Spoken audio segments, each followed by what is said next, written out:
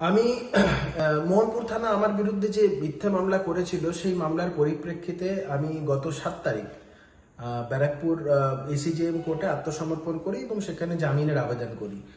Court সমস্ত কিছু দেখে, এফআইআর দেখে, তার কন্টেন্ট দেখে, এফআইআর এ কোনো স্পেসিফিক এলিগেশন না থাকার কারণে কোর্ট সমস্ত কিছু দেখে উষ্মা প্রকাশ করে ঘটনাটা সম্পর্কে, যে এটা কি ধরনের কমপ্লেন বা এই নিয়ে দিয়ে তারপরে কোর্ট বেল দিয়ে দেয়। আমার কোর্টের কাছে বক্তব্য ছিল, আমি যদি দোষী হই তাহলে আমাকে কোর্ট জেলে পাঠাবে, যদি দোষী না হই তাহলে আমাকে বেল দেবে। তো সেই সব প্রস্তুতি বিচার করে কোর্ট আমাকে বেল দেয়। অদ্ভুত ঘটনা, বেল নেওয়ার পরেও আমি এই বিষয়ে আইসি মোহনপুর এবং কনসার্ন ইনভেস্টিগেটিং অফিসারকে জানানোর পরেও আজকে আমার কাছে আবার একটি নোটিশ আসে। নোটিশটা হচ্ছে under section 35(3) of the BNSS, যেটা আগে 41-এ সিআরপিসি ছিল, সেটা 35(3) বিএনএসএস। এই নোটিশে স্পষ্টত সেখানে আবার এটা বলাও আছে, এবং সেটা নোটিশে বলার জন্য না, স্ট্যাটিউটারিলি বলা আছে, এই নোটিশ যদি কেউ কমপ্লাই না করে তাকে অ্যারেস্ট করা হবে।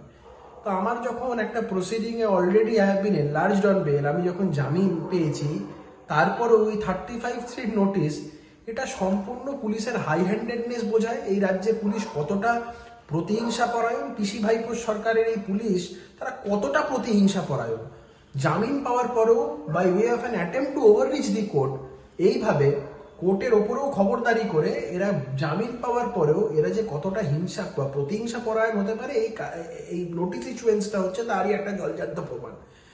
এই পিসি ভাইপোর সরকারের যে প্রশাসন, তারা মনে করে তারা কোর্ট কাচারি, আইন কানুন সবকিছু উঠবে। এই বাংলার মানুষের কাছে এটাই তুলে ধরছি যে বর্তমান সরকারের বা বর্তমান প্রশাসনের কি চরিত্র সেটা আপনারা দেখুন।